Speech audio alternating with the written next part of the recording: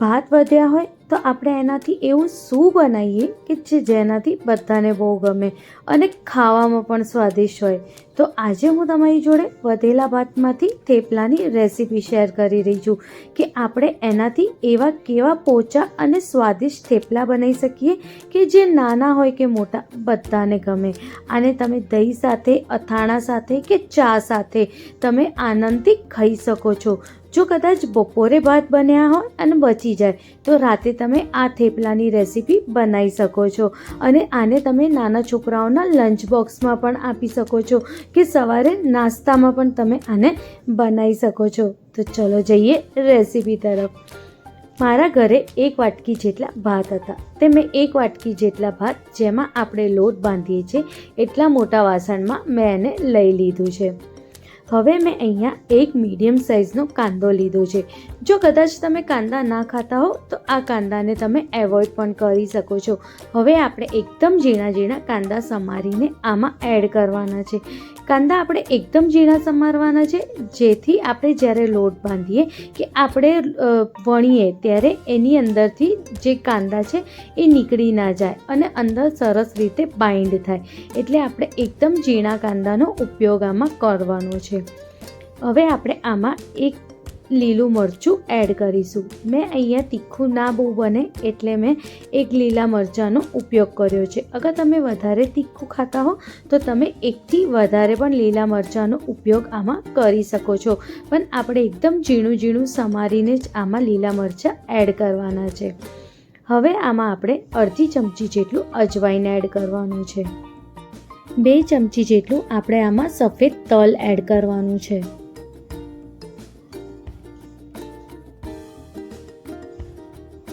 અડધી ચમચી જેટલું મેં આમાં કલોંજી એડ કરી છે. કલોંજીથી આનો ટેસ્ટ બહુ જ મસ્ત આવે છે. હવે મેં અહીંયા 2 ચમચી જેટલું કસૂરી મેથી એડ કરી છે. કસૂરી મેથીથી પણ આનો ટેસ્ટ બહુ જ મસ્ત આવશે. તમે કસૂરી મેથી તો ખાસ કરીને એડ કરજો. હવે મેં અહીંયા બધા મસાલાને એડ કર્યા છે. 1 ચમચી જેટલું ધનિયા પાવડર, 1 ચમચી જેટલું લાલ મિર્ચ પાવડર અને 1/4 ચમચી જેટલું આપણે આમાં હલ્દી પાવડર એડ કરવાનું છે.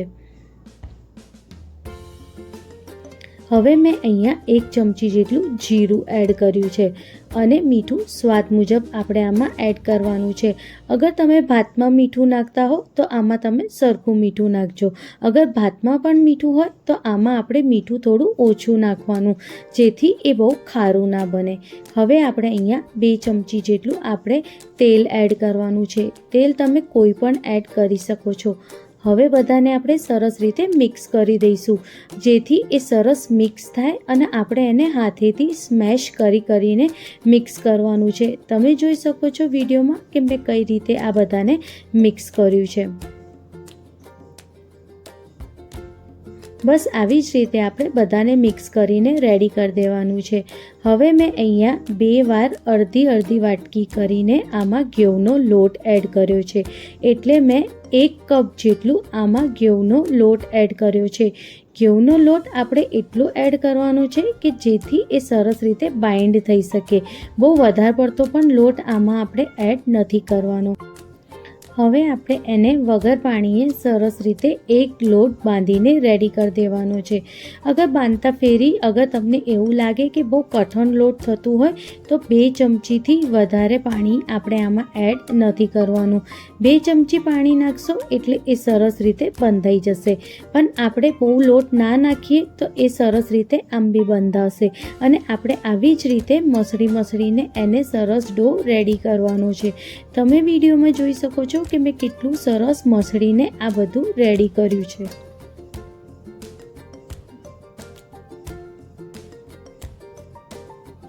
મેં આમાં બાંધતી ફેરી સહેજ બી પાણીનો ઉપયોગ નથી કર્યો અને કેટલો સરસ ડો બંધાઈને રેડી થઈ ગયો છે. હવે આપણે એની ઉપર થોડું તેલ લગાવી દઈશું અને 5 થી 10 મિનિટ માટે એને સેટ થવા મૂકી દઈશું. જો અગર બહુ ઢીલું હશે તો સરસ રીતે નહીં વણાય, એટલે થોડું આપણે જેમ પરોઠાનો લોટ બાંધીએ છીએ એવો જ લોટ આ બંધાઈને રેડી થવો જોઈએ. અગર બહુ ઢીલો હશે તો અટામણ પણ બહુ વધારે પડતો જશે. હવે આપણે આના ભાગ ડિવાઈડ કરી દઈશું. આટલા લોટમાંથી મેં 6 થેપલા બનાવીને રેડી કર્યા છે. આ જે ભાતના થેપલા છે એ દૂધીના થેપલા કરતાં પણ બહુ જ મસ્ત બને છે અને એટલા પોચા અને સારા બને છે કે જેની કોઈ વાત જ ના પૂછો. કે આ જ્યારે તમે બનાવશો ત્યારે ખરેખર તમારા ઘરના બધા લોકોને આ થેપલા જરૂરથી ગમશે અને નાના છોકરાઓને પણ આ થેપલા બહુ જ ગમવાના છે.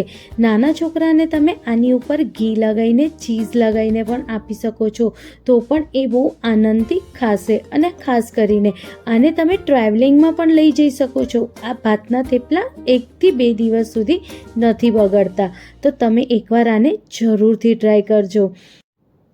હવે આપણે થેપલાને વણી લઈશું. આપણે બહુ પતલા કે બહુ જાડા નહીં, જેમ આપણે પરોઠા રાખીએ છીએ બસ એ જ માપના અને એ જ થિકનેસના આપણે આ થેપલાને વણવાનું છે. જેવું આપણે દૂધીના થેપલા બનાવીએ એવી જ રીતે આપણે ભાતના થેપલા પણ આવી જ રીતે વણવાના છે. અને વણતા જ્યારે ફાટી જાય તો આપણે એને વચ્ચે વચ્ચે જરૂરથી ચોંટાડવાનું છે. નહીં તો અગર એ ફાટી જશે તો અંદરથી કાંદા વેરાવા માંડશે. એટલે આપણે ખાસ કરીને એ ધ્યાનથી વણવાનું. અને જો કંઈક આવી જ રીતે આપણે વણીને રેડી કરી દેવાના છે બધા થેપલાને. હવે આપણે એક એક કરીને બધા થેપલાને શેકી લઈશું. તેલમાં કે ઘીમાં તમે જેમાં શેકવા માંગતા હો એમાં તમે શેકી શકો છો. પણ જ્યારે અગર તમે તેલમાં અગર થેપલા શેકો તો ઉતાર્યા પછી ઘી જરૂરથી લગાવજો. અગર ઘી લગાવીને ખાશો તો એનો ટેસ્ટ બહુ જ મસ્ત આવવાનો છે. બસ આવી જ રીતે આપણે બધા થેપલાને વણી લઈશું. જો અગર તમને મારી આ ભાતના થેપલાની રેસીપી ગમે તો તમે આને લાઈક, શેર અને કમેન્ટ કરવાનું ના ભૂલતા. અને તમે મારા ચેનલ પર નવા હો તો મારી ચેનલને સબસ્ક્રાઈબ કરવાનું બી ના ભૂલતા. અને તમને ગમે તો તમારા દોસ્તો સાથે જરૂરથી આ રેસીપી શેર કરજો. બસ તમે જોઈ શકો છો આવી જ રીતે આપણે લાઇટ ગોલ્ડન બ્રાઉન થાય ત્યાં સુધી આપણે એકદમ મીડિયમ ફ્લેમ ઉપર એને શેકવાના છે. આપણે બહુ હાઈ ફ્લેમ નથી કરવાની, આપણે મીડિયમ ફ્લેમ ઉપર જ શેકવાના છે જેથી એ ઉપરથી ક્રિસ્પી અને અંદરથી એકદમ પોચા બને. તમે જોઈ શકો છો કે કેટલા સરસ થેપલા શેકાઈને રેડી થઈ ગયા છે. બસ આવી જ રીતે આપણે મીડિયમ ફ્લેમ ઉપર બધા થેપલાને શેકી લેવાનું છે. અને આવી જ રીતે બધા થેપલાને આપણે રેડી કરી દઈશું. આને તમે દહીં સાથે, અથાણા સાથે કે ચા સાથે પણ લઈ શકો છો. આ ખાવામાં ખરેખર બહુ જ મસ્ત બને છે. તમે એકવાર આ રેસીપી જરૂરથી ટ્રાય કરજો. જો કેટલા સરસ થેપલા બનીને રેડી થઈ ગયા છે. હું તમને આને તોડીને પણ બતાવું છું કે કેટલા સરસ આ થેપલા પોચા અને સારા બન્યા છે.